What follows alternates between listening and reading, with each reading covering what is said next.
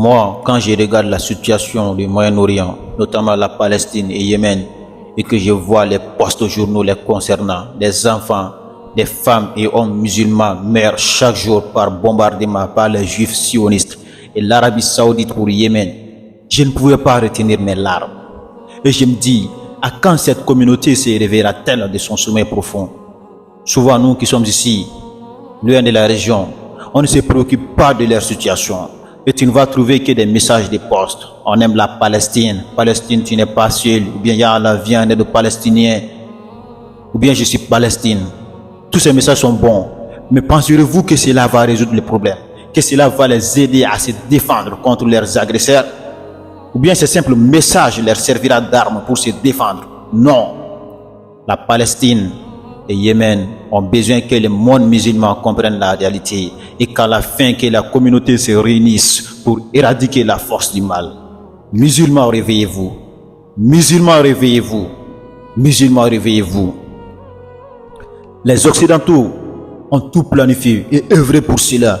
Il y a cela bientôt 300 ans pour libérer Israël de la domination musulmane, pour coloniser les pays du Moyen-Orient et utiliser l'islam fabriqué. Oui, l'islam fabriqué pour leurs fins politiques à travers le monde.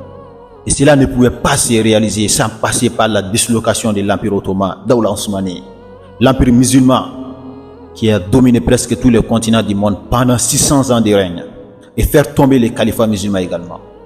Et depuis lors, ils se sont convenus lors d'une grande conférence organisée entre eux pour voir les éventuels éléments qui vont leur permettre d'arriver à ce stade-là. Et à la fin, ils ont envoyé des espions qui se sont convertis faussement à l'islam, dont le but était d'épier les musulmans et à la fin de connaître les points faibles des musulmans. Et là, ils sont patientés, ils ont travaillé et à la fin, ils ont trouvé un homme dont l'idéologie leur plaisait et qui contredit l'ensemble de la communauté des califats également. Pour les Blancs, comme vous le savez, s'ils veulent déstabiliser un pays ou une région afin de coloniser cette région ou bien afin de coloniser ce pays-là, ils le font soit en créant entre eux un conflit ethnique ou bien un conflit dans leur religion. Et c'est ce qu'ils ont voulu faire à un moment donné dans la région de Mopti, conflit ethnique entre Bozo ou bien entre Dogon et Peul, ou bien dans leur religion qu'ils pratiquent. Or, l'islam, la question d'ethnie est bannie. Dans l'islam, toutes les races et ethnies sont égaux. Quant à la religion, les musulmans sont frères. Donc, c'est très difficile de trouver une brèche. Mais si une personne a des idées confuses et que son idée contredit l'ensemble de la communauté, et bien sûr, elle sera la clé.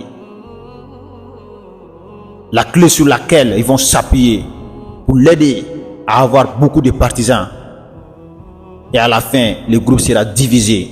Et si le groupe est divisé, il ne reste plus à œuvrer en proposant ses plans à un groupe pour parvenir à leur fin. Et l'idéologie religieuse avec laquelle ils ont colonisé les pays du Moyen-Orient et ont fait tomber les califats, c'est cette même idéologie religieuse qui continue à faire impacter le monde musulman, à diviser intérieurement le monde musulman. Et tant que cette idéologie est là, le monde musulman ne se réunira jamais. Tant que cette idéologie existe, le monde musulman ne se réunira jamais pour défendre la Palestine ou bien pour défendre un pays musulman. Non, c'est impossible car cette idéologie, elle est au profit des Occidentaux. Et si tu veux comprendre davantage cette réalité-là, alors je t'invite à t'abonner sur ma page.